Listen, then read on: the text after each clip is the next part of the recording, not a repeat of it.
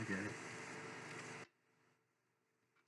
This is section 16. I'm sorry. This is section 15 from my presentation on Post-Mortem America and the Empire of the Herd. Section 15 is entitled Trump-Clinton 2016 Campaign and the Aftermath. We're presently alive in the most dangerous and threatening period in our history as a nation. We have developed into a herd empire. We have ever larger subpopulations of self-deceiving, self-deluding, total conformists who just follow along with the next guy, provided the next guy's views are egocentric and reinforce their externalized ego defenses and attitude functions. See slide above explaining Smith, Bruner, and White book Opinions and Personality. We have been taking larger and longer steps toward an Orwellian dystopic society and an Eloi future. How has this happened? What does this mean? It's about the individual psyche. It's about the individual psyche of the non-individual individual, the American herd member. People are more and more alienated from themselves and cut off from their own personal feeling world, due, of course, to loss of God nihilism and the offspring of that nihilism. Hillary Clinton is the single most corrupt human being to enter into American politics at the national level that this nation has ever produced or tolerated. The current Clinton presidential campaign represents the some of this was written a few years ago. The current Clinton presidential campaign represents the single most elaborate program of organized, coordinated propaganda and flat-out lies in the history of the Milky Way galaxy. I was hiking in the Desolation Wilderness area in California one time, and I saw the face of God appearing before me. The coordinated attacks on Trump during and after the campaign is something beyond anything I could imagine could ever happen on this planet, including the face of God appearing before me on that day. Hillary Clinton and her minions,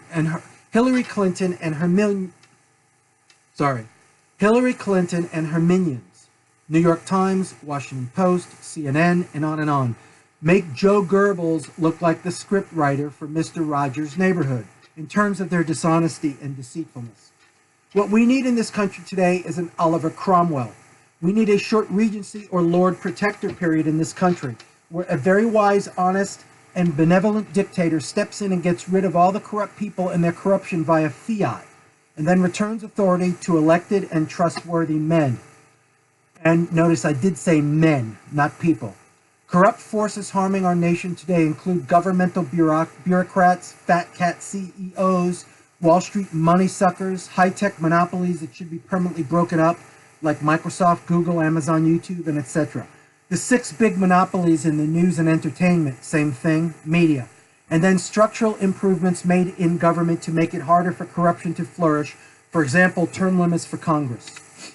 In the meantime, we need a non-politician atop the executive branch, if only for one term, and if only to show history that it still can be done. The last non-politician in the White House, Jimmy Carter, was a penisless wimp, so he accomplished nothing and made a mess of the most important projects.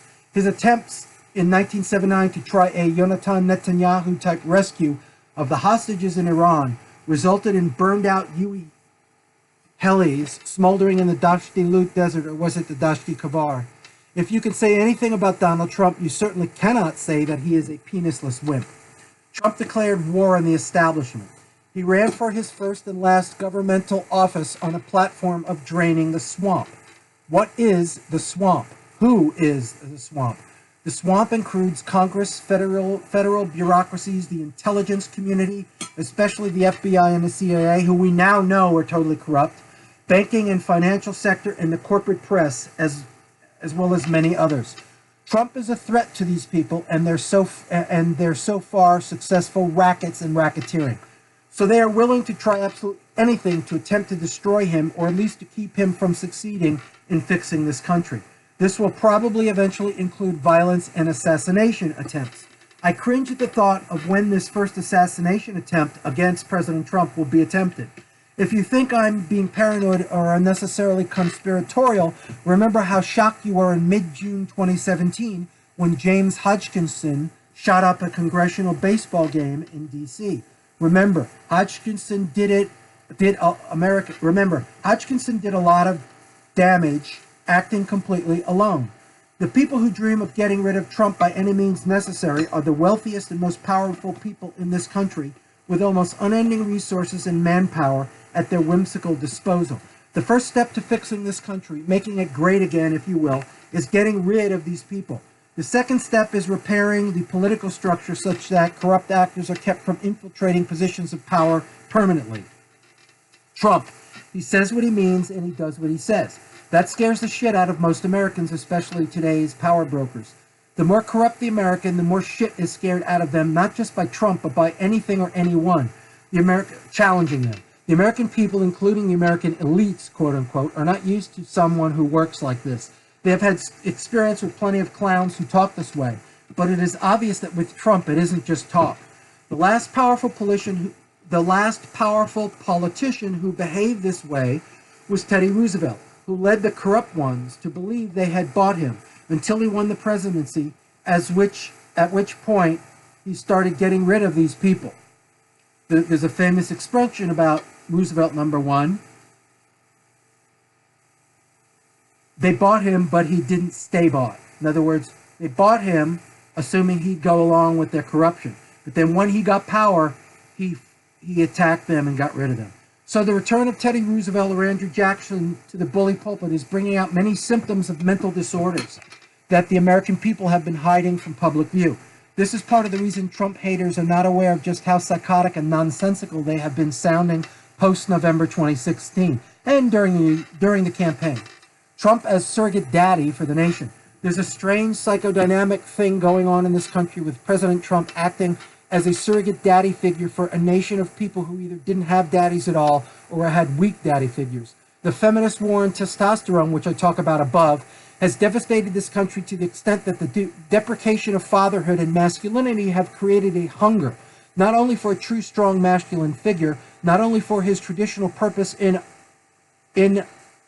helping them find strength within themselves, but also so that they can vent their hate and rage at the concept of the father in the form of rebellion or pseudo-rebellion.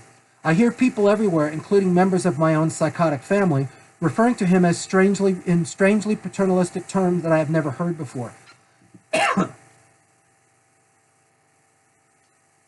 When I watch Fox News play back the week's most ridiculous espousings about the president, it's not just silly, it's childlike silly.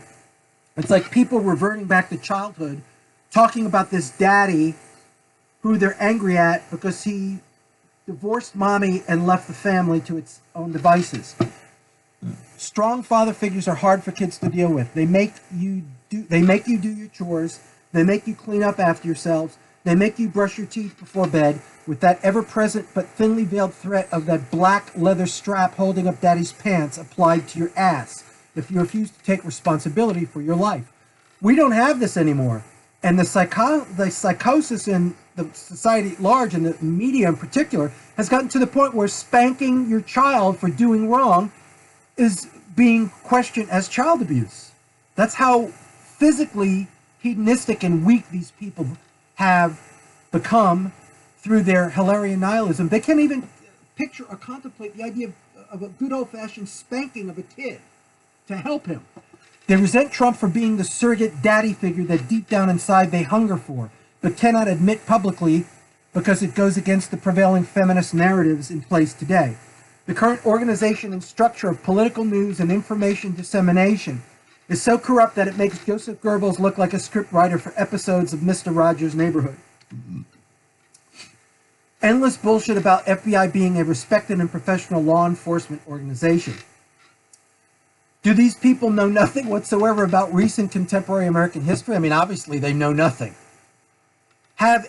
See, in the old days, if a person didn't know anything about a subject, they kept quiet about it, hoping to learn more about it from people talking who do know about it.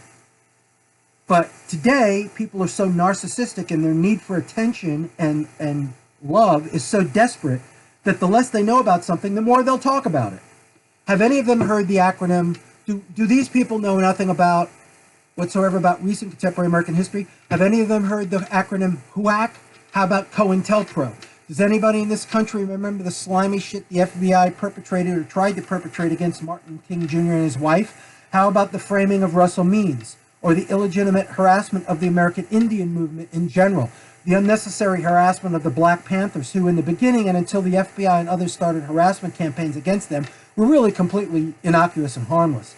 Their failed attempts to stifle or thwart the Weather Underground. So the Weather Underground really were dangerous.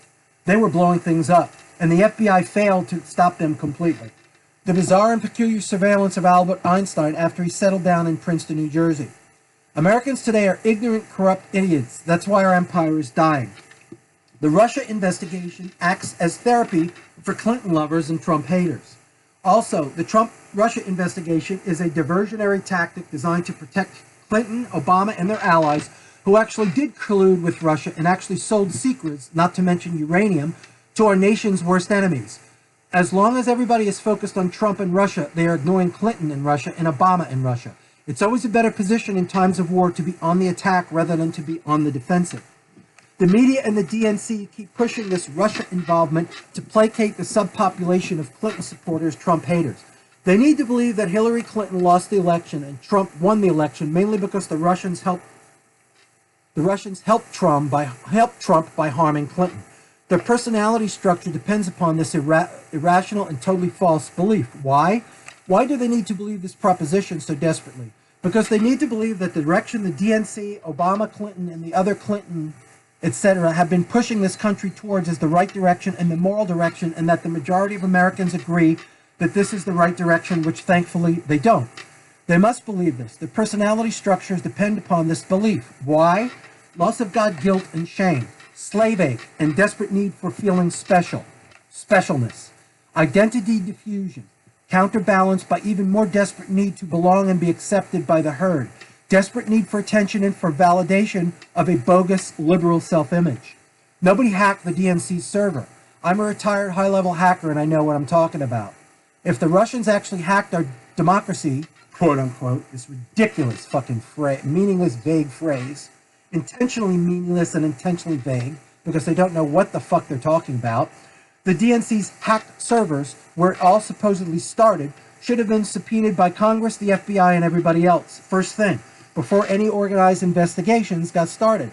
The fact that this was not done in 2016 is one measure of the corruption in the intelligence community. This is a matter of national security. The federal government has a perfect right to subpoena them for forensic examination. The professional liars out there are chained to the terms such as meddled, as in meddled in our election, or meddled with our democracy. The other common term is interfered with, as in interfered with our election or our democracy. They repeat these vague terms to define what actually happened because they don't know what actually happened because nothing actually happened. Define meddled in an election or interfered with an election. They want to define these terms. They won't define them because, of course, they can't. They want to push this idea that maybe Trump was helped by outside forces because they cannot maintain their fantasies that the lunatic direction this country has taken since the Reagan period, actually in some ways during the Reagan period, was the only progressive or moral direction we could have taken. This is, of course, because they need to maintain the personal fantasy that they are moral and still believe in Christo-Judaic moral values, which they don't.